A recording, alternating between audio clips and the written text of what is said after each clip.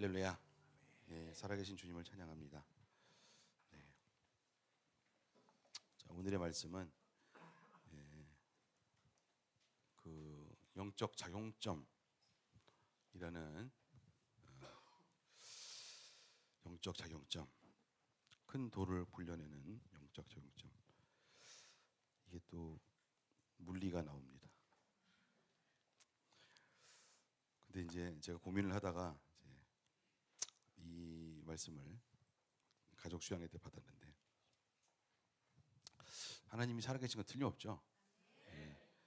제가 오늘 본문의 첫 절을 호세아서 6장 1절에서 3절 그리고 6절을 뽑았는데, 아까 기도하는 자매가 그거를 읽었어요. 그 짜고 한 것도 아닌데, 워낙에 어린 자매님이라 잘 모릅니다. 근데 하여튼 호세아서 6장 1절에서 3절을 교독을 하고 6절까지 보겠습니다. 이제 주님께로 돌아가자. 주님께서 우리를 찢으셨으나 다시 싸매어 주시고 우리에게 상처를 내셨으나 다시 아물게 하신다. 이틀 뒤에 우리를 다시 살려주시고 사흘 만에 우리를 다시 일으켜 세우실 것이니 우리가 주님 앞에서 살 것이다. 우리가 주님을 알자. 애써 주님을 알자. 새벽마다 여명이 오듯이 주님께서도 그처럼 어김없이 오시고 해마다 쏟아지는 가을비처럼 오시고 땅을 적시는 봄비처럼 오신다. 내가 바라는 것은 변함없는 사랑이지 제사가 아니다. 불살라 바치는 제사보다는 너희가 나 하나님을 알기를 더 바란다. 아멘. 그 호세아서에 있는 호세아 선지자가 주님을 애써 알자, 주님을 아는 지식이 오늘 중요한 그 타이틀입니다. 주님을 아는 지식. 하나님을 아는 지식이 도대체 뭐냐? 하나님을 아는 지식. 호세아 선지자는 그 하나님께로부터 받은 말씀, 힌트 이런 거를 이야기를 하죠.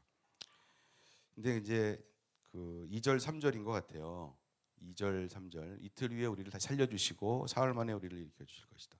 우리가 주님 앞에 살 것이다. 그러면서 그 주님께서는 어김없이 오시고 해마다 쏟아지는 가을비처럼 오시고 땅을 적시는 봄비처럼 오신다. 이게 뭐냐면 하나님을 아는 지식에는 그 하나님 나라의 그 원리가 있는 것 같습니다. 제가 두 가지로 생각을 깊이 고민을 하고 기도를 해봤는데, 하나님을 아는 지식의 첫 번째는 그 하나님의 원리, 하나님 나라의 원리가 있어요. 그러니까 이제 공학, 물리학 이런 거 했으니까 제가 원리를 좋아하죠. 여러 번 얘기를 했는데 원리, 분명히 사람 사는데 원리가 있지 않겠냐. 그래서 이제 하나님 나라의 원리를 보면 이제 호세아 선지자는 하나님을 아는 지식, 애써 하나님을 알아야 되는데, 하나님 나라의 원리는 먼저 일단은 하나님이 계셔야 되겠죠. 하나님이 계시다부터 시작이 되는 거예요. 히브리서 11장 6절 이런 것처럼 믿음이 없이는 기쁘시게 못한다. 믿음이 없이는 기쁘시게 못한다. 믿음이라는 게 뭐냐? 믿음이 없이는 기쁘시게 못한다. 하나님께 나아가는 자는 반드시. 그러니까 믿음이라는 것은 하나님이 있다는 믿음을 전제로 하는 거예요. 그렇죠? 반드시 당신이 계신 것과 당신이 자기를 찾는 자들에게 상을 주시는 이라는 것을 믿어야 할지니라. 그러니까 하나님이 계시다. 이게 원리의 시작입니다. 원리의 시작인데, 그러니까 제가 이제 이게 믿겨지지 않으니까, 아니 이제 29, 30에 제가 이게 믿겨지지 않으니까 미국 유학을 갔는데 뭐 배워야지 이러면서 교회라는 데를 처음 나갔는데 이걸 믿고 들어가라니 참 이게 말이 안 돼. 그런데 하여튼 그 교회를 다녀야 돼요. 왜냐하면 그 교회가 나를 열심히 도와줘요. 지금 미국 유학 왔는데 이거 뭐 첫날부터 막 김치도 주고 막 비빔밥도 주고 이 교회가 좋은 데인 줄 알겠는데 믿어지지는 않는데 어쩌라는 얘기냐. 그래서 이제 사모님이랑 그때 우리 철없는 두 부부가 다음 주에도 또 나가자. 그러면 좋은 걸 준다. 이래서 매주 나가다가 성경책도 사고 목사님 설교를 듣다가 이제 어느 날 이제 그 예수님의 그 말씀이 그 목사님의 설교가 귀에 들어오죠. 들어오고 근데 설교의 주로 얘기가 뭐냐면 하나님 살아 계신데 나는 죄인이야. 요게 주로 그래서 나만 죄인인 게 아니라 세상이 다 죄인이지. 세상이 엉망진창이라 이거야. 살 길은 오직 예수, 살아계신 하나님을 만나는 수밖에는 없다. 이제 이거야. 그런데 이제 반 정도는 수긍이 가. 왜냐면 죄인 맞거든. 근데 또 야, 나만큼 죄 안 진 사람이 어디 있냐? 또 이런 의로운 생각이 들죠. 왜냐면 상대적으로 나는 죄를 많이 안 졌거든. 상대적으로. 그래서 머리로 이 성경을 쭉 깨달아요. 신약 성경 6개월 지나니까 쫙 다 봤어요. 목사님 말씀도 많이 들었어요. 침례도 받으라고 해서 받았어요. 목욕을 한 거죠. 잘 알지도 못하고 받은 거니까 목욕을 한 건데 이게 보니까 이분의 원리를 알려면, 이분을 아는 지식에 들어가려면 이분을 인정하고, 근데 인정 중에서 제일 중요한 거는 죄인이야. 그래서 십자가에서 피를 흘려서 그가 희생물 제사를 지내서 나는 이제 죄사함을 받는 거야. 뭐 이런 제사적인 그런 제의적인 그런 지식, 그거보다도 저는 그래서 하나님 있냐 없냐 이거예요. 이 세상 사람들 중에 예수 믿는 사람들이 있지도 않은 하나님을 믿으면서 아름다운 환상 속에서 살고 있는 거 아니냐. 아무리 좋아도 나는 그 짓은 못한다. 이렇게 굉장히 의롭게. 그러니까 그 중에서 결정적인 게 뭐였어요? 예수가 부활했냐는 거죠. 그래야 창조주지. 예수가 부활하셨어야 능력과 사랑이 겸비된 거잖아요. 사랑만 많으면 뭐하니? 능력이 없는 걸 이러면 난 하나님 안 믿을 거야. 없는 거잖아. 이제 이거죠. 그래서 부활이 저에게는 굉장히 중요했어요. 부활이라는 그 지식이, 하나님을 아는 지식 중에 하나님께 들어가는 지식이 부활이라는 지식이었어요. 어려웠습니다. 쉽지가 않았습니다. 근데 이 젊은이가 이제 하도 그것 때문에 믿을까 말까 이러고 있으니까 하나님이 은혜를 주신 것 같아요. 큰 은혜를 주셔서 이제 어느 날 부부 싸움을 대판해 가지고서 거기서 이제 은혜를 깨닫는 건데, 부부 싸움을 해보니까 나 같은 죄인도 없더라고. 뭐 자기 와이프 사랑한다고 뭐 무슨 결혼식 때 선서 이것도 하고, 선서할 때 아무 생각이 없나 봐. 선서 이렇게.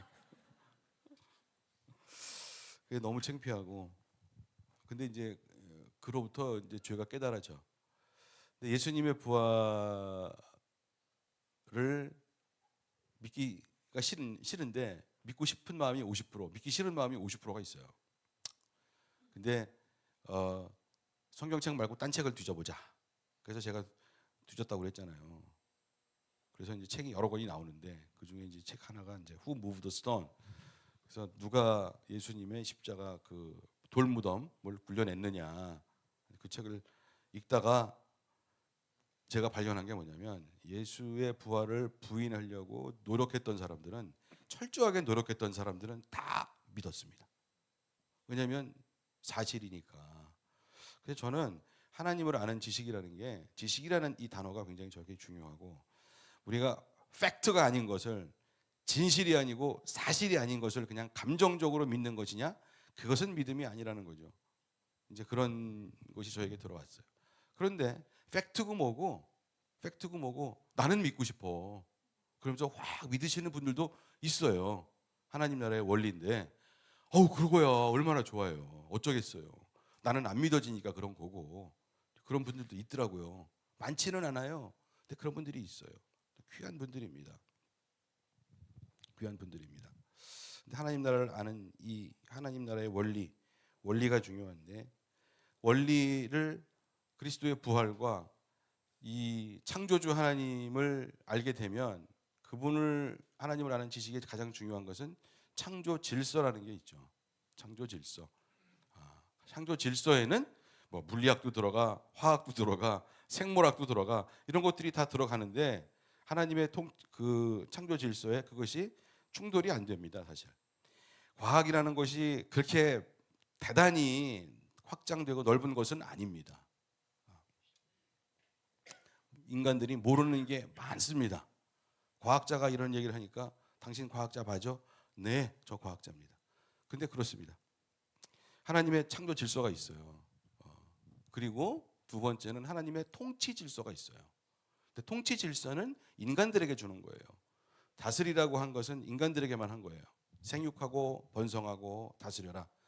근데 동물들에게는 다스리라는 말을 안 했습니다. 하나님께서는 인간들에게 인간을 창조하시고 남자와 여자를 창조하시고 다스려라 그랬습니다. 통치 질서가 있는 거죠. 통치 질서가 뭐냐면 그 사랑으로 다스리는 거예요. 마태복음 22장 뭐 36절에서 40절 이런 데 보면은 네가 마음을 다하고 뜻을 다하고 목숨을 다하고 성품을 다해서 주 너의 하나님을 사랑하라 하셨으니 이것이 가장 크고 큰 계명이고 둘째도 그와 같으니 네 이웃을 네 몸처럼 사랑해라. 그걸로 통치가 되는 것이죠. 그래서 이제 이 원리를 붙잡은 사람들이 있죠. 지식에서. 우리도 다 수양의 태도 가서 이게 하나님의 원리구나. 그러니까 나는 그 원리에 순종을 해야지. 그러면서 나와서 나는 죄인입니다. 나를 사랑해 주세요. 나를 구원해 주세요. 나를 하나님의 나라에 데려가 주세요. 포함시켜 주세요. 그리고 예수님을 영접을 합니다. 그래서 이제 이 하나님 나라의 그 성경책에 보면은 하나님 나라의 원리를 잘 아시는 분들이 붙잡은 분들이 나오죠. 예수님은 당연히 나오고 그분은 원리 자체니까 나오고 로마의 백부장, 로마 백부장 이런 사람들 예수님을 만나보지도 않았어. 근데 이분이 통치자야, 이분이 창조자야, 이분이 원리가 있어. 그러니까 그것을 그냥 확 받아들이는. 그러니까 야 이런 믿음은 유대인 중에 못 봤다라고 주님이 말씀하시는 거고. 뭐 수로보니게 여인 저를 통치해 주세요. 우리 딸 귀신 들렸어요. 나가게 해주세요. 당신이 통치자인 것을 믿습니다. 원리의 주관자인 것을 믿습니다. 그리고 확 들어오는 거죠. 혈루병 앓는 여인. 이분만 붙잡으면 옷자락이라도 붙잡으면 나는 낫겠네. 그런 게 원리를 아는 거란 말이에요. 원리에 자기를 확 갖다가 하나님 나라의 천국에 자기를 확 들어가는 거죠. 붙잡는 거죠. 실로암 소경, 베드로의 고백. 우리도 그렇고 구원받은 우리들 하나님 나라의 원리. 최광희 아버님 얘기를 해야 되겠네. 그 하나님 나라의 원리를 붙잡은 거죠. 2006년도인가 강화도에 수련회를 아주 옛날 한옛날 거의 한 20년 전인데 그 이제 그 수양회를 하게 되면 지난번 2주 전에 가족 수양회처럼 오늘 예수 믿고 싶은 사람 나오세요. 그런다고. 나는 죄인입니다. 하나님은 살아계시고 그분은 나를 살릴 수 있고 내 죄를 사해 주실 수 있고 나를 천국에 들어보내 주실 수가 있고 똑같은 거죠. 예수 믿을 사람 나오세요. 근데 이제 이분이 나왔어. 이분이 우리 최강의 아버님이 사실은 뭐 책을 많이 읽지는 않죠. 택시 운전사 오래 하셨고. 근데 가만 보니까 최재원 집사가 아들이 뒤에서 밀은 것 같아. 아버지 오늘 예수 믿어야 돼요. 나가세요. 그러니까 아들이 그 최재원 선교사 아시잖아요. 그 그냥 하여튼 얼굴만 봐도 뜨거워. 이제 너 너무 나한테 오지 마. 너 너무 뜨겁다. 뭐 그런 사람 아닙니까? 그래서 이제 이 아버님이 나왔어. 근데 이 아버님이 나왔는데 나는 기도를 하러 다 갔죠. 이렇게 다 하는데 아버님 보니까 밀려 나오실 것 같아. 그래서 기도를 하려고 딱 그러는데 눈물이 뚝 떨어져. 눈물이 뚝 떨어지는데 아버님이 눈물을 몇 방울 뚝뚝 흘리셨는데 눈물 한 방울은 저의 손등에 떨어졌어. 그래서 저 놀랐습니다. 그래서 기도를 했어요. 근데 아버님이 저한테 이런 얘기를 하시는 거예요. 이게 뭡니까? 이게 어떻게 된 겁니까? 그래요. 그래서 왜요? 그랬더니 본인은 55년간 한 번도 눈물을 흘려본 적이 없대. 여러분 55년간 한 번도 눈물을 흘려본 적이 없는데 아무리 아들이 뒤에서 밀어도 그렇지 나와서 나 예수 영접하겠습니다. 그리고 본인이 고백하고 들었는데 눈물이 뚝 떨어져서 뜨거워 여기. 본인도 놀란 거야.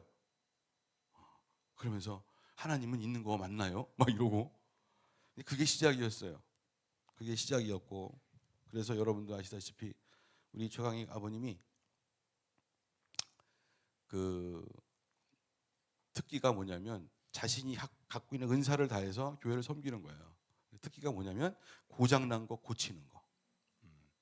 이런 거 뭐 야 이거 썩었어 고쳐야 돼.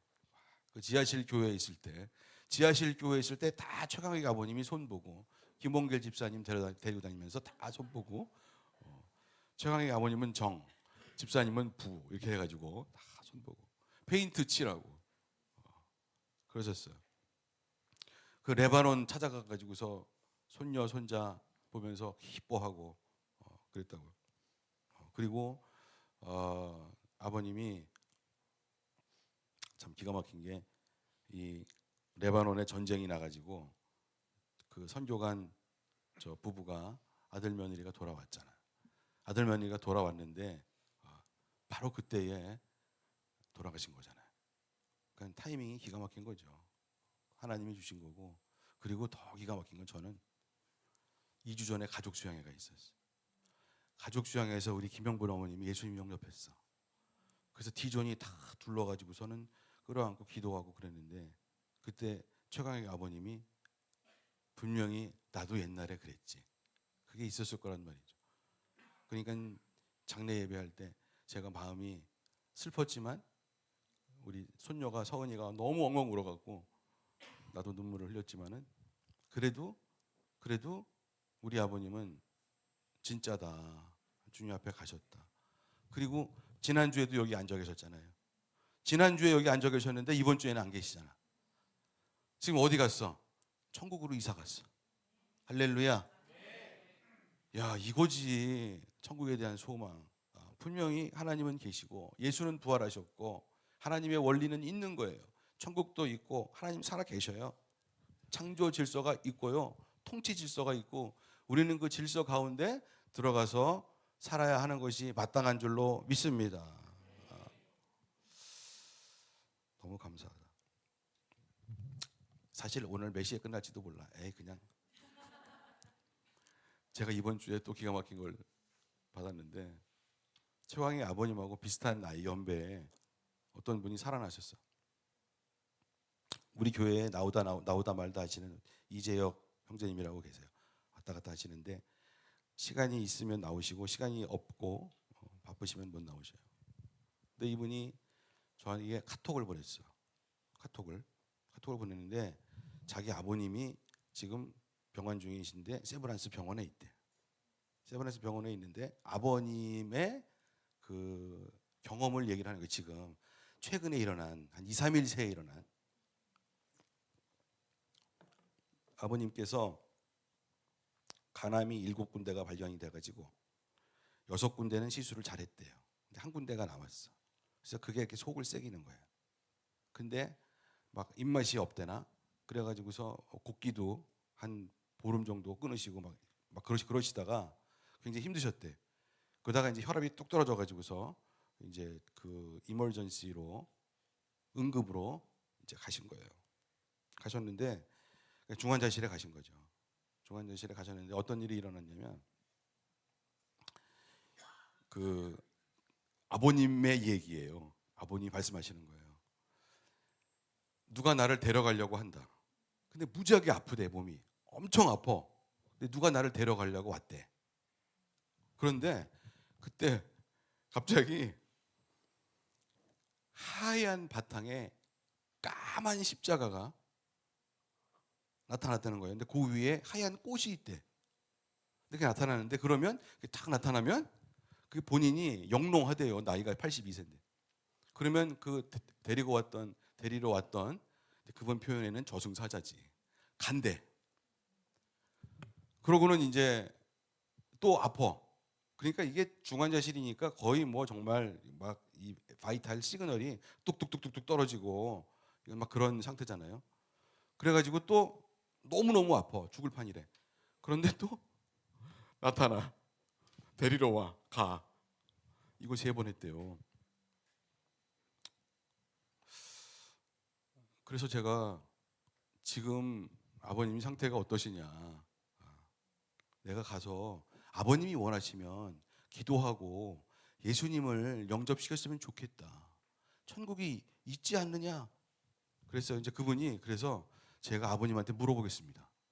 그래서 아버님한테 물어봤어. 그러니까 지금 제가 지금 디존 들으라고 하는 얘기지. 할렐루야. 하나님 꼭 계세요. 계시다고요. 그래서 이제 자기 아버님 사진을 찍어서 나한테 카톡으로 보냈어. 보니까 이제 중환자실에서 나왔으니까 몰골이 말이 아니지. 그리고 의사들은 식구들 다 오라고. 지금 바이탈이 떨어지고 있으니 이제 곧 가신다고. 식구들 다 오라고. 그래서 식구들이 막 부산, 군산, 막 서산 다 올라와 가지고 울고불고 막 그러고 갔어요. 그런데 이 아버님이 이 얘기를 한 거야. 나 기도 받고 싶다. 나 너희 교회 목사님 불러라. 나 기도 받고 싶다. 라고 얘기를 했대. 그래서 제가 바로 뛰어갔죠. 어떻게 하다 보니까 저희 사모님도 갔어요. 갔더니 몰골이 말이 아닌 사진이었는데 가보니까 그렇지 않아. 그렇지 않고 아버님이 점잖게 앉아 계셔요. 근데 점점 상태가 좋아지고 있대요. 근데 의사 선생들은 모른대. 왜 그런지 모른대. 세브란스인데 모르겠대. 이런 환자 처음 봤대. 그래서 제가 아버님 예수님을 영접하고 싶습니까? 하나님은 살아계십니다. 그랬더니 그러고 싶대. 그래서 제가 아버님 저를 따라서 하세요. 하나님 아버지 제 이름은 아무개입니다.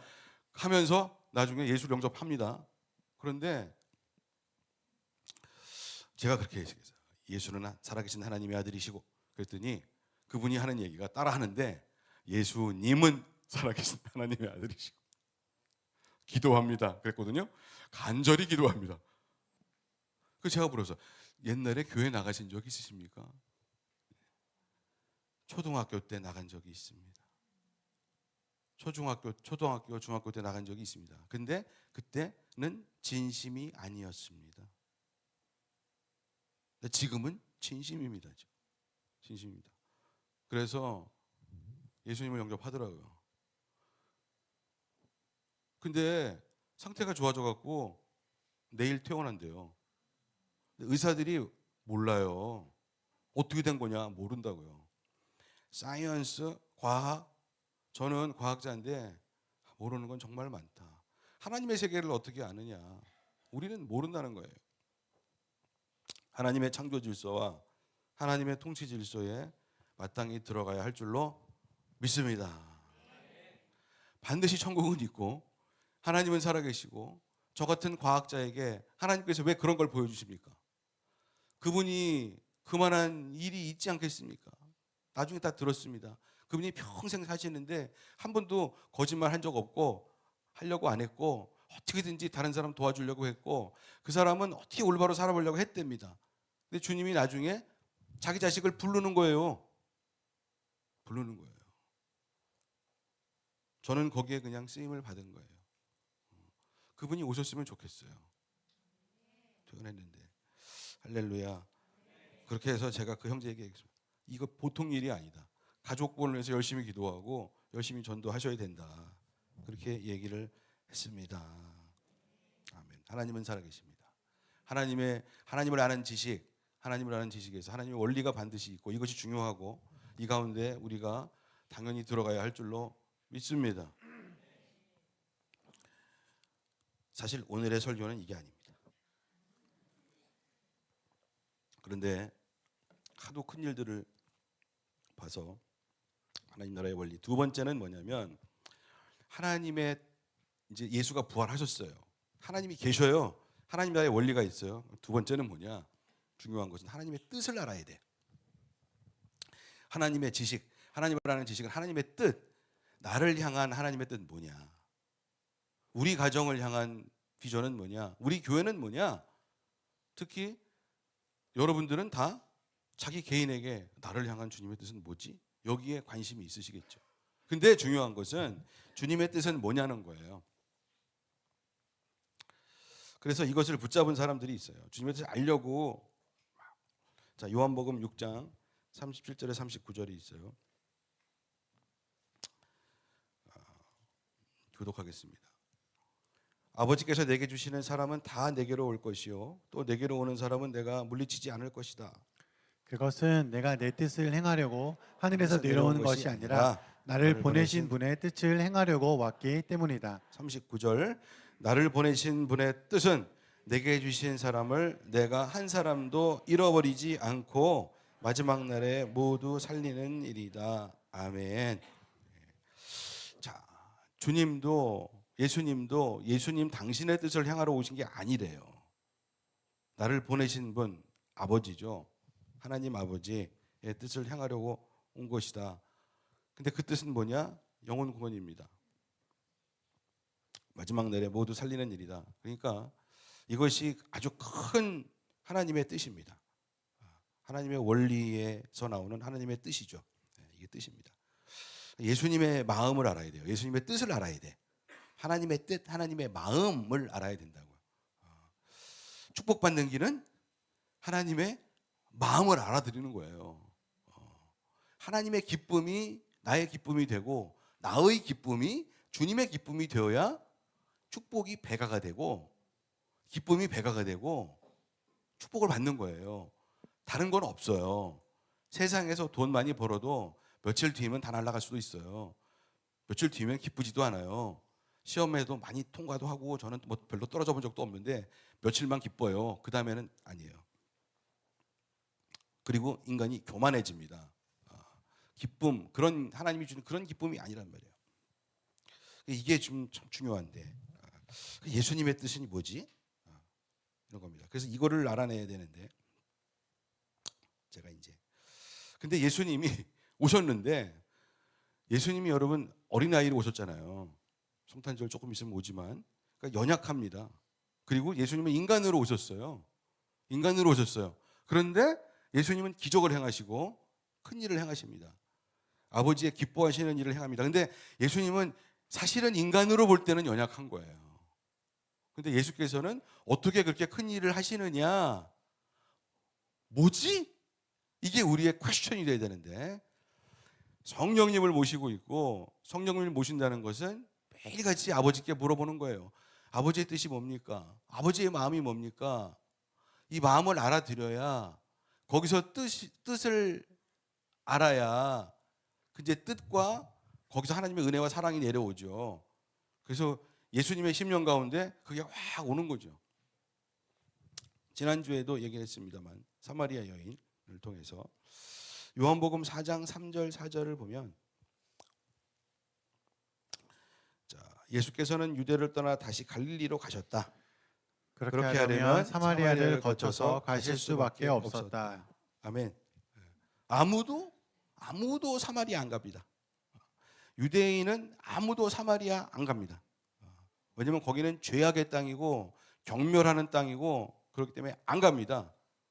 그래서 위로 갈릴리로 가려면 이 예루살렘에서 갈릴리를 가려면 이렇게 배 타고 가든가 이렇게 우회해서 가든가 하여튼 사마리아 땅은 안 가요.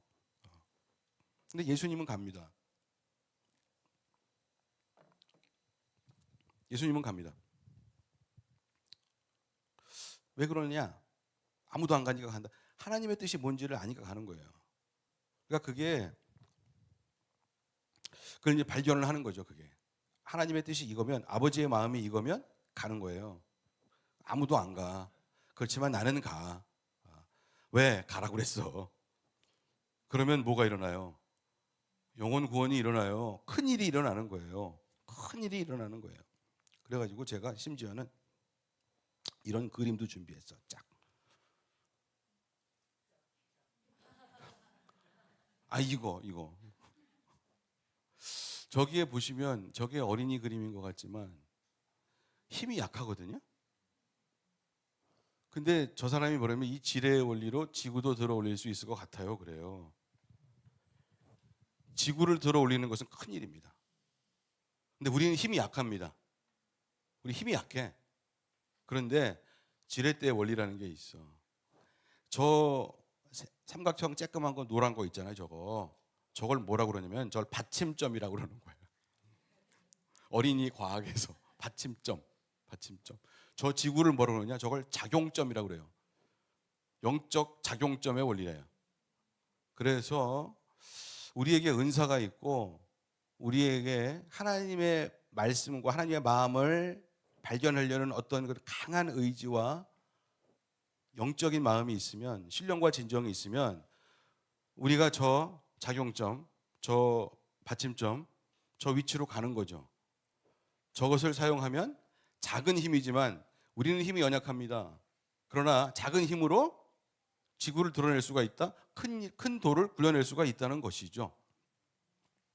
근데 사람들은 저런 생각을 안 합니다. 하나님의 뜻을 찾지를 않는 거예요. 그래서 쉽게 얘기하면 이 작용점이 이게 여기 있으니까 이것을 굴리는 것이지, 얘가 여기 있으면 못 굴립니다. 못 굴려요. 눈치가 빠르시면 금방 알 거예요. 하나님의 뜻이 어디 있다. 내가 왜 매일 실패하느냐? 내가 왜 하나님의 뜻을 잘 이해하지 못하느냐? 내가 왜 헌신을 하는 것 같은데 뭐가 잘 안 되느냐? 주님의 뜻을 모르고 그냥 헌신해서 그래요. 나의 은사가 뭔지, 내가 뭘 잘하는지, 주님이 나에게 뭘 원하시는지를 간절히 기도해서 받아내고 그것을 가지고 하나님께 드려야 될 줄로 믿습니다. 남들이 낭비한다고 나도 다 낭비한다고 되는 것은 아닙니다. 엉뚱한 곳에 위치하면 쓸 수가 없어요. 근데 이게 이제 하나님의 마음을 아는 거죠. 예수님은 사마리아 땅으로 갑니다. 자신의 위치가 어디에 있어야 할 줄을 아신다는 거죠. 그래서 저 위치에 가시는 거예요. 그래서 유대인 아무도 안 가지만 그 많은 사마리아인들이 예수님을 믿었고 그 사마리아 여인을 통해서 사마리아에 부흥이 있었습니다. 아멘. 또 다른 케이스가 있어요. 오병이어가 있습니다. 요한복음 6장 5절을 보면 예수께서 눈을 들어서 큰 무리가 자기에게로 모여드는 것을 보시고 빌립에게 말씀하셨다. 우리가 어디에서 빵을 사다가 이 사람들을 먹이겠느냐. 예수께서는 빌립을 시험해 보시고자 이렇게 말씀하신 것이었다. 예수께서는 자기가 하실 일을 잘 알고 계셨던 것이다. 빌립이 예수께 이렇게 대답하였다. 이 사람들에게 모두 조금씩이라도 먹게 하려면 빵 200데나리온 어치를 가지고서도 충분하지 못합니다. 제자 가운데 하나이며 시몬 베드로와 형제가 아닌 안드레가 예수께 말하였다. 여기에 보리빵 5개와 물고기 2마리를 가지고 있는 한 아이가 있습니다. 그러나 이렇게 많은 사람에게 그것이 무슨 소용이 있겠습니까? 라고 얘기를 합니다. 예수님이 빌립과 안드레의 차이를 알아야 되는데, 예수님은 너희들은 저 작용점을 어디에 위치시켜야 될 것 같니? 이렇게 물어보시는 거예요. 예수님은 뭐냐면 나는 저 큰 돌을 굴려내기로 작심했어. 난 이 많은 사람들이 몰려오는데 불쌍해. 나는 먹여야 되겠어. 라고 주님은 표현하신 거예요. 주님의 뜻이야. 그게 하나님의 마음이에요. 그런데 빌립을 테스트하는 거죠. 빌립이 뭐라고 그럽니까? 택도 없습니다. 2천만 원, 200데나리온이 지금 우리나라 돈으로 2천만 원쯤 된대요. 3천만 원. 한 데나리온이 노동자 한 사람 하루의 싹시예요. 그러니까 빌립이 뭐라고 그래요? 택도 없습니다. 계산해서 택도. 그러니까 하나님의 의도를 모르는 거예요. 예수님의 의도를 모르는 거예요. 예수님이 이거 하시겠다는 거예요. 근데 제자가 모르는 거예요. 택도 없습니다. 저의 계산으로는 택도 없습니다. 그런 거예요. 그러면 못합니다. 하나님의 마음을 모르기 때문에 그 혼 가지고는 못해요. 그러니까 대부분 보면은 머리가 좋은 사람들이 주님을 믿지 않아요. 왜? 머리가 돌아가니까. 빌립이 머리가 좋아요. 금방 컴퓨터로 계산을 착 해가지고서 이만큼 나옵니다. 안 됩니다. 이렇게 얘기를 하는 거죠. 지가 하나님인가? 그러니까 예수님이 어떤 분이시라는 것을 자칫 잘 모르는 거예요. 그러니까 믿음이라는 게 아직 약한 거죠. 약한 거지 없는 건 아니에요. 따라가잖아요. 그래도 열심히. 그러니까 제가 보니까 머리가 아주 좋은 분들이 주님을 아주 몰라. 왜냐하면 머리가 빠르고 계산이 빨라. 머리가 좋은 것 같지만 머리가 아둔한 거예요. 사실은. 제가 체험해보니까 그래. 하나님의 통치 질서와 하나님의 영적인 질서, 통치 질서와 창조 질서를 아직 잘 몰라. 그래서 주님의 뜻을 아직도 파악을 못하는 거야. 하나님의 마음을 아는 데는 간절한 기도가 필요해요. 뭘 원하시냐? 주님이 뭘 원하시냐? 근데 주님이 알려주셨어. 난 이걸 원해. 근데 안드레도 머리가 돌아가죠. 안드레가 바본가? 머리가 돌아갑니다. 그런데 뭘 하냐면, 그런데 우리 선생님이, 우리 주님이 이걸 하시겠대. 하시긴 하시겠네. 그걸 알아본 거야. 그럼 나는 뭘 해야 되는 거지? 여러분, 우리는 뭘 고민해야 돼? 주님의 뜻을 파악해. 하나님의 통치 질서와 하나님의 창조 질서와 하나님을 아는 지식은 그 원리 안에 일단 들어가야 되고, 두 번째는 그분의 마음이 무언가, 나를 향한 그분의 마음이 뭔가, 우리 가정을 향한 그분의 마음이 뭐냐? 정직하게, 거짓말하지 마라. 그러니까 이거를 알아야 알고 싶어 죽겠어. 그러면 근데 이게 잘 안 알려져. 간절히 기도해야 되는 거지. 예수님의 제자니까 예수님 말씀하시는 거예요.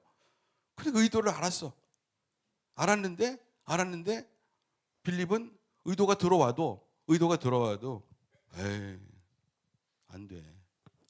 이러면 안 되는 거고, 의도가 들어왔어. 그러면 이게 우리 주님의 마음인데 이걸 갖고 뭘 하실 건데 나는 뭘 해야지? 이게 우리의 태도가 되어야 할 줄로 믿습니다. 너희 교회를 갖고 내가 이걸 할 건데 너희는 어떻게 할 건데? 그러면 거기에 응답을 하고 반응을 해야 됩니다. 뭔가 반응을 해야 돼요. 영적인 반응을 해야 됩니다. 예수님의 뜻은 항상 사랑이고 영혼 구원이고 살려내는 것이고 그렇습니다. 뭐를 통해서? 나를 통해서, 나의 은사를 통해서, 나의 저 레버리지, 작용점, 저거를 통해서, 네가 갖고 있는 걸 통해서 그렇게 하시는 것 같아요. 그래서 안드레는 이제 찾은 거지. 나름대로 찾은 거예요. 찾았다는 게 뭐였어요? 오병이요. 열심히 뭔가 그래도 주님이 하실 수 있도록 미천을 만들어야지. 그래서 물고기 2마리하고 생선 조그만 거, 뭐 멸치 같은 거 2마리 하고 모찌떡 5개 하고 어떻게 해가지고서 이거밖에 없는데요. 그 얘기는 뭐냐면 이거밖에 없는데 이걸로 뭐가 되겠습니까? 라고 부정적인 얘기를 하는 것 같지만 저는 주님의 의도는 알겠습니다. 제가 할 수 있는 능력은 여기까지입니다. 굿 enough. 그걸 가지고 예수님이 축사를 하시니까 하나님께 기도한 거 아니에요. 하나님의 능력이 내려오는 거죠. 그래서 다 먹었다. 그리고 12광주리에 남았다. 다 가져와 봐라. 12광주리에 남았다는 거예요. 하나님의 의도와 하나님의 능력을 보여주시는 거죠. 딸랑 채워주시고 그렇게 안 하십니다. 우리 주님은 우리의 필요를, 주여 우리는 필요를 채워주시옵소서. 근데 저 작용점이 역사를 하면은 주님은 흔들어 넘치게 채워주십니다. 그러니까 키는 말이지 하나님을 아는 지식에 있는 거예요. 영적인 지뢰 때 저런 타이틀을 걸었지만 큰 돌을 굴려내려면 나는 어디에 위치를 해야 되느냐. 이게 중요한 것 같아요. 할렐루야. 한 명 또 있죠. 많이 있죠. 근데 기억나는 많이 있으니까 많이 하는 거 다 하면 오늘 안 끝나니까. 자, 마가복음 14장 8절과 9절. 8절과 9절. 이 여자는 자기가 할 수 있는 일을 하였다. 곧 내 몸에 향유를 부어서 내 장례를 위하여 할 일을 미리 한 셈이다. 내가 진정으로 너희에게 말한다. 온 세상 어디든지 복음이 전파되는 곳마다 이 여자가 한 일도 전해져서 사람들이 이 여자를 기억하게 될 것이다. 아멘. 이 옥합을 깬 여인, 예수님이 이제 죽고 사흘 만에 부활하시고 이런 얘기를 하는데 다른 제자들은 아무도 안 믿죠. 우리 주님이 죽는다고 안 믿죠. 그래서 마지막으로 어떤 집에서 잔치를 벌이는데 마리아와 마르다 그 집에서 잔치를 벌인 손님들이 많이 왔는데 이 마리아라는 여자가 이제 자기가 갖고 있는 순전한 나드 300근 되는 깨서 부어서 예수께 부었다. 그래서 사람들이 막 욕을 하죠. 저 비싼 거를 낭비를 하냐, 아깝다. 근데 예수님이 하시는 말씀이 칭찬을 하는 거예요. 이 여자가 자기가 할 수 있는 일을 하였다. 내 몸에 향유를 부어서 나의 장례를 위하여 할 일을 한 셈이다. 이 여자가 중요하다.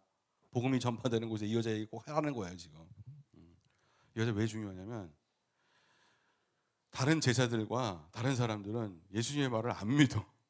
그러니까 빌립처럼 들어왔는데 에이 택도 없는 소리. 에이 무슨 듣고 싶지 않은 얘기. 장례식 듣고 싶지 않은 얘기. 예수가 죽으신다고 듣고 싶지 않은 얘기. 있을 수도 없는 얘기. 마음에 와닿지 않는 얘기. 그러니까 이분의 뜻을 모르죠. 근데 마리아는 뭐예요? 부활까지는 잘 몰라도 주님이 돌아가시겠구나. 주님이 그 길을 가시겠구나. 그런 거예요. 그러니까 그 마음을 아는 거죠. 그럼 난 뭘 해야지? 이게 중요한 것 같아요. 주님의 뜻을 알아야 그 다음에 나오는데 그럼 난 뭘 해야지? 이게 중요한 것 같아요. 하나님의 원리 가운데 들어가서 죄사함 받고 구원받고 그 다음에는 기쁜 열매를 맺는 삶을 살아야 되는데 그것이 주님이 원하시는 거잖아요. 잃어버린 영혼을 찾아서 오셨고 그러면 나도 그 길을 따라가야 되는데 나는 어떤 위치에 가야 되는 거지? 난 뭘 해야 되는 거지? 이게 중요하죠. 근데 이 여자는 그걸 알죠. 그러니까 내가 할 수 있는 건 이거밖에 없다. 갖고 있는 거 다 하나님 아깝지 않아요. 사랑합니다. 그러면 다 드리는 거죠. 그래서 이걸 낭비하는 사랑이라고. 그래서 낭비하는 사랑이 신촌 지역에서 한때 유명했습니다. 한 15년 전에. 낭비하는 사랑. 낭비하자. 14년, 15년. 그러니까 낭비를 저 위치에 가서 낭비를 해야 되는데 아까 그 지렛대 있잖아요. 거기. 정말 내가 갖고 있는 향유 옥합, 내가 갖고 있는 이 중요한 거, 내가 갖고 있는 탤런트, 내가 갖고 있는 은사, 내가 하나님께 받은 거 이게 뭐냐? 이걸 가지고 거기에 위치시켜서 낭비를 해야 되는데 그럼 엄청난 힘이 땡겨져 가지고서 큰 돌이 굴러갈 텐데 그냥 아무데나 낭비하자가 무슨 그게 됐어요. 슬로건이. 그래서 이 낭비의 그 근원, 사랑과 주님이 주신 은사와 내가 어디에 위치를 해야 되느냐. 그러면 낭비라도 좋지. 이게 왜 낭비겠냐. 자기가 할 수 있는 것을 한 거죠. 이 여인은. 많은 사람들이 비난을 했습니다. 예수님의 뜻을 몰라서, 마음을 몰라서 그런 거예요. 그러니까 그 지점을 찾아서 위치하는 것이 맞습니다.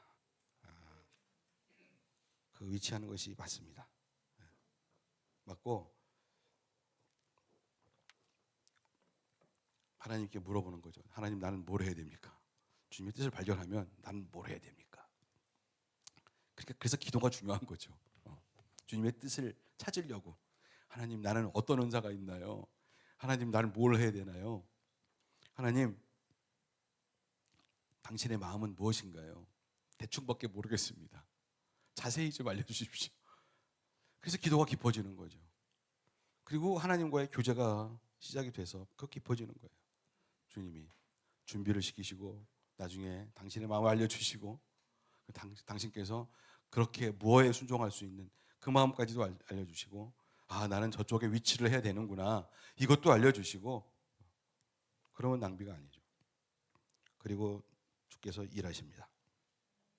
그리고 내 마음에 기쁨이 옵니다. 열매가 있고 기쁨이 오고 주님도 기쁘시고 나도 기쁘고 그리고 겸손해지고 왜? 주님이 하신 거잖아. 그러니까 겸손해질 수밖에 없지. 그리고 또 한 가지는 저 위치에 간 그 세모 있잖아요. 단단해야 됩니다. 단단해야 됩니다. 부서지면 안 됩니다. 반드시 주님이 주신 것이고 단단하게 준비를 해야 됩니다. 단단하게 준비를 해야 돼요.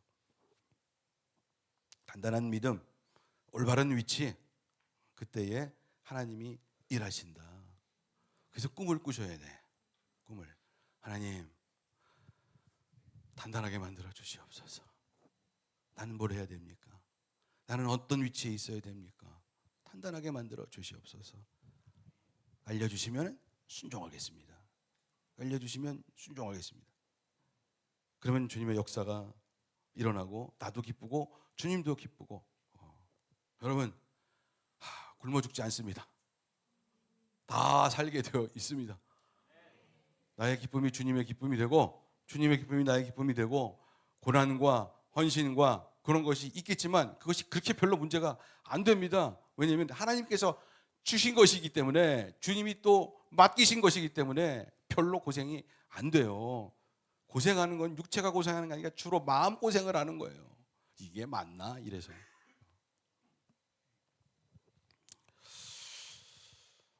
그래서 영어로 얘기하면 주님의 역사인데 He will maximize your potential. He will maximize your potential.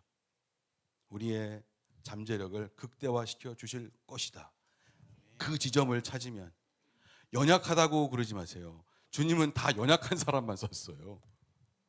연약한데 그 작용점을 찾으면 연약한 힘으로 들 수 있는 거죠.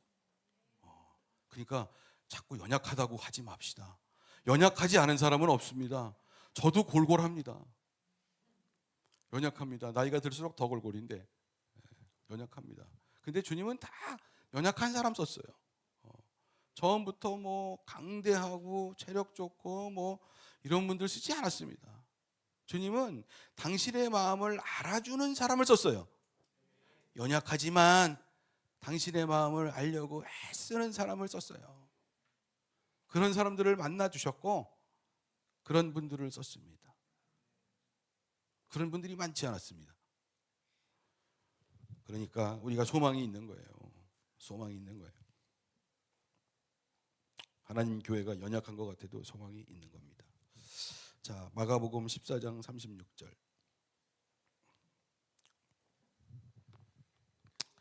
시작.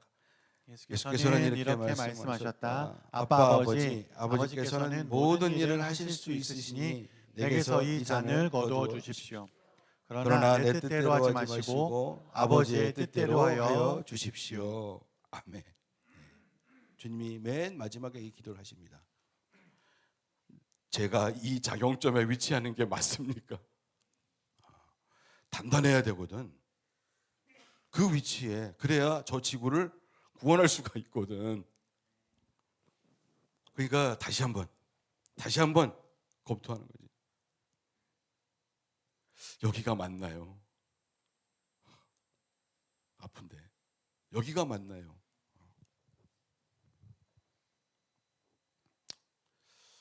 거기가 맞죠. 그래서 주님이 십자가의 길입니다. 그래서 십자가의 길을 아프다, 힘들다 이렇게만 생각하면 안 돼요. 왜냐하면 십자가의 길만큼 우리에게 기쁨을 주고 길만큼 우리에게 열매를 주는 그런 길도 없어요. 그런 작용점이 없어요. 중요한 알아들어야 돼요. 그게 아니면은 아무것도 안 와요. 왜냐하면 계산만 하고 있으니까 200데나리온 안 되는데 이러고 안 되는데 누가 이런 걸 이렇게 낭비하라고 그랬어 뭐 이러고 자기 생각이 들어가거든. 나도 머리 좋은데 이게 들어가거든요. 그러니까 역사가 안 일어납니다. 나는 그래도 촉이 좋은데 아유 버려 그런 거 아니에요. 어떻게 하면 순종을 그게 내 기쁨인데 그래야 내가 대박을 치는데 하나님 나 어떻게 순종해야 되나요? 주님 뜻이 뭐지?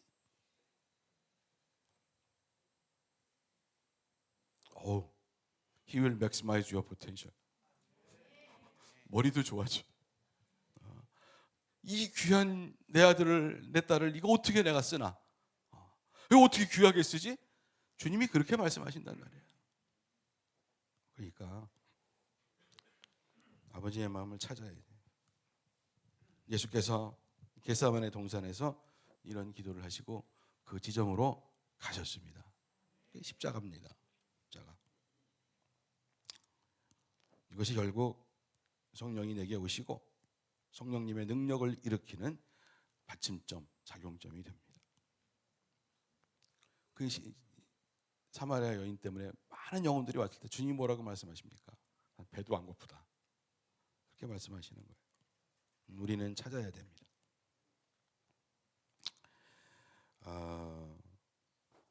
그래서 요한복음 14장 12절에도 보면은 내가 진실로 진실로 너희에게 이르노니 나를 믿는 자는 내가 하는 일을 그도 할 것이요 또한 그보다 큰 일도 하리니 이는 내가 아버지께로 감이니라. 이렇게 본을 보이니까 잘 따라서 좀 했으면 좋겠어. 큰 일도 할 수 있을 거야. 굴려낼 수 있을 거야. 할렐루야. 아멘.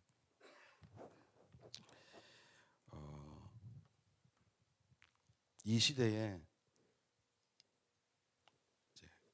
제가 이제 교회를 하면서 이 시대의 큰 돌, 우리가 굴려내야 할 이 시대, 이 마지막 시대에 큰 돌은 큰 돌, 초대교회 같은 그런 부흥이 있어야 되는데 회복과 부흥이 있어야 되는데 이거를 감당할 수가 있겠습니까? 고민하고 있습니다. 하나님, 우리는 연약합니다. 교회도 연약하고 작고 그렇습니다.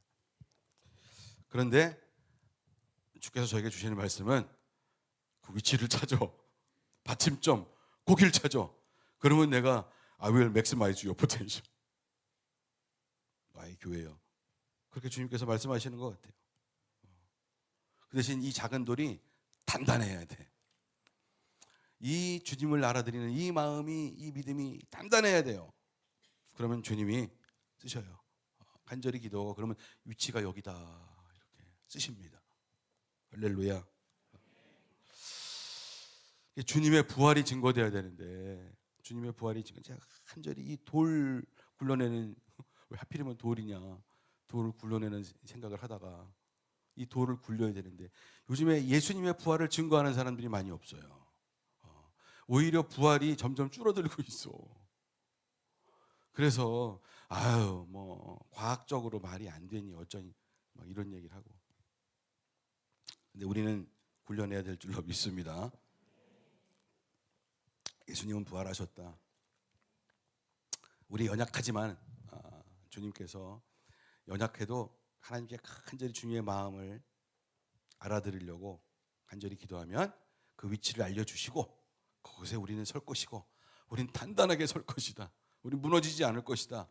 하나님의 교회는 무너지지 않을 것이다. 그래서 주께서 그 문을 여시고 돌을 굴려내실 것이다 라는 간절한 마음을 가지고 그림을 준비했습니다. 자,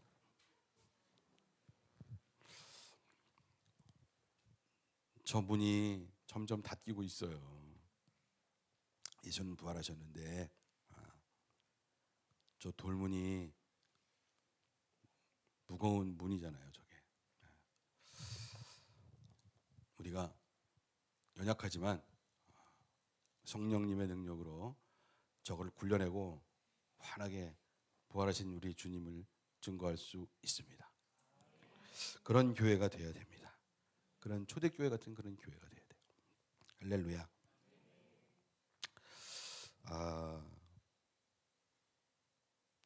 삼손이 맨 마지막에 그 삼손과 고릴라, 아니 데릴라, 그 영화 있잖아요. 영화 삼손과 데릴라, 들릴라. 자꾸 삼손과 고릴라인가. 삼손이 맨 마지막에 어떻게 죽어? 맨 마지막에 어떻게 죽어?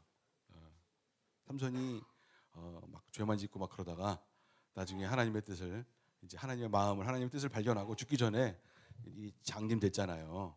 그래서 저 팔레스타인 블레셋 사람들의 저 신전으로 나를 데려다 주세요. 그래서 그 신전의 위치를 하죠.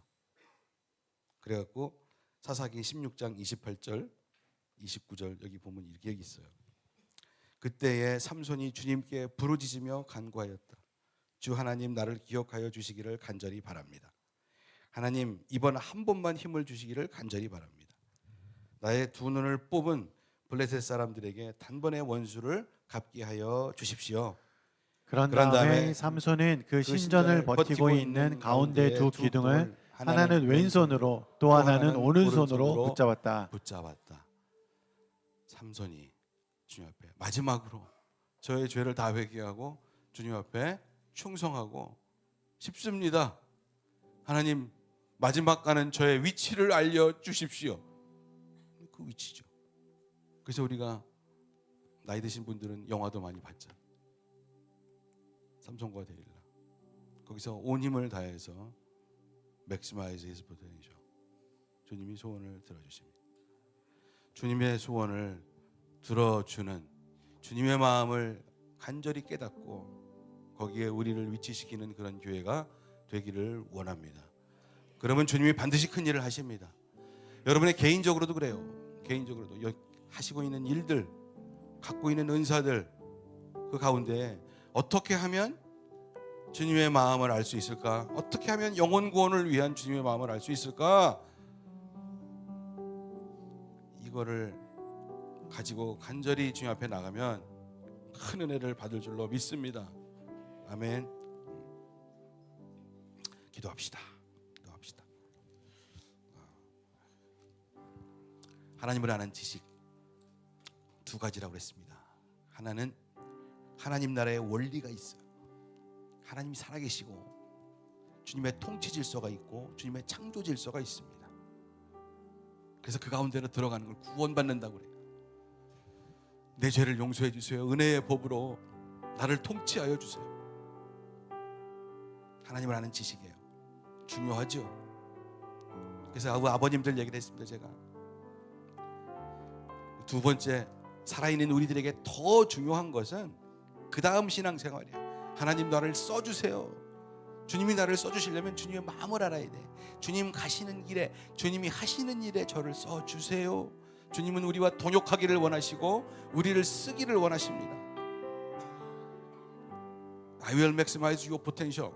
너의 잠재력을 내가 크게 쓸 것이다. 그분의 마음을 알아들여야 돼요. 그분의 마음을 알아들여야 돼요. 나는 어디에 위치해야 됩니까?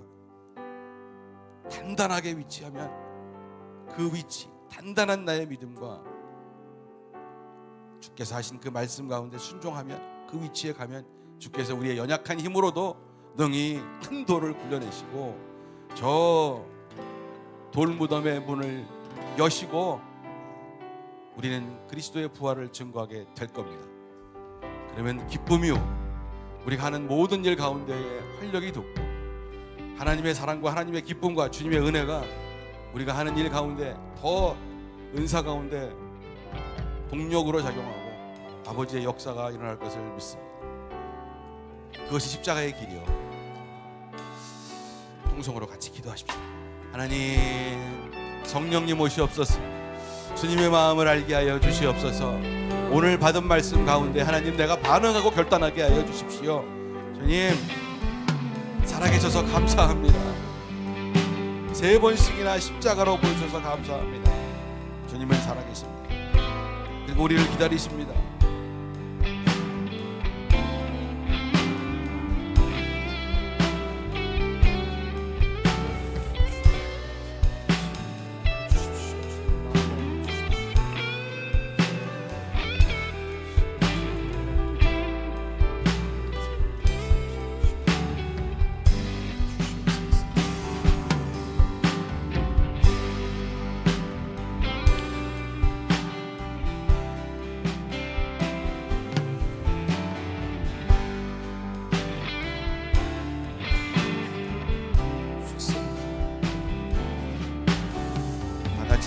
일어나셔서 찬양으로 우리 헌신하면서 주님 앞에 갑시다.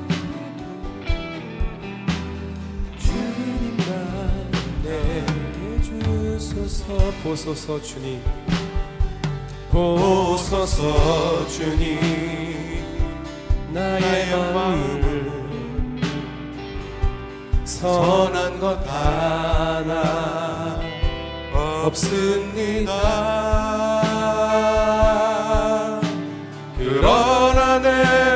모든 것 주께 드립니다. 사랑으로 안으시고 날 새롭게 하소서. 보소서 주님, 나의 마음을 선한 것 하나 없습니다. 그러나 내 모든 것 주께 드립니다. 사랑으로 안으시고 날 새롭게 하소서. 주님 마음 내게 주소서. 내 아버지 주님 마음 내게 주소서. 나를 향하신 주님의 뜻이 이루어지도록 주님 마음 내게 주소서. 주님 마음 내게 주소서. 내 아버지 주님 마음 내게 주소서. 나를 향하신 주님의 뜻이 이루어지도록 주님 마음 내게 주소서. 내게 사랑을 가르치소서. 당신의 마음으로 용서하게 하소서. 주의 성령 내게 채우사 주의 길 가게 하소서. 주님 당신 마음 주소서. 주의 성령 내게 채우사 주의 길 가게 하소서. 주님 당신 마음 주소서. 주님 마음 내게 주소서. 주님 마음 내게 주소서. 내 아버지 주님 마음 내게 주소서. 나를 향하신 주님의 뜻이 이루어지도록 주님 마음 내게 주소서. 기도하겠습니다. 하나님의 마음을 아는 것이 중요합니다. 주님의 질서 가운데에, 통치 질서 가운데 온전히 들어오는 것이 중요합니다. 나를 향하신 주님의 아버지의 마음이 무엇인지를, 주님의 마음은 끝까지 영원 구원에 있습니다. 그리고 다시 오시려고 하십니다. 속히 다시 오겠노라. 영원 구원과 당신이 다시 오시는 그것에 있습니다. 내가 하는 일, 직장, 기교, 가정, 일 가운데 내가 갖고 있는 것, 은사, 에너지, 또 열정, 나의 시간, 재물, 주님의 마음을 알고 그 위치에 나를 갖다 놓고, 주님 왔습니다, 써주시옵소서. 사랑하는 내 아들, 사랑하는 내 딸들, 너희는 연약하지 않다. 내가 언제 강한 자를 쓴 적이 있느냐? 주님 연약합니다. 보십시오. 그런데 쓰임 받고 싶습니다. 주님의 마음 가운데 들어가서 쓰임 받고 싶습니다. 주님, 저 여기 위치했습니다. 주님의 그 지렛대를 눌러주세요. 하나님, 그렇게 결단하는 우리의 성도님들이 있습니다. 아버지 하나님, 사랑하는 아들 딸들을 주님 보시고 저들에게 주님의 새로운 힘을 주시고 새로운 마음을 주셔서 아버지 하나님, 주님 앞에 받은 그 은혜로 세상에 나가서 그리스도의 부활을 증거하는 그런 저들 또 우리가 되게 하여 주시옵소서. 주께서 우리에게 새 힘 주시고 새로운 마음 주시고, 이것이 입술로 전도하고 증거하고 주님을 기다린다고 하겠지만은 우리의 삶으로도 그렇게 해서 하나님 정말 세상이 받을 수 없는 그런 기가 막힌 주께서 간섭하시는 축복을 받게 하여 주시옵소서. 그리고 그 통로로 쓰임 받게 하여 주시옵소서. 우리의 주님, 부활하신 우리 주님 예수님의 이름으로 축복하며 기도합니다. 아멘.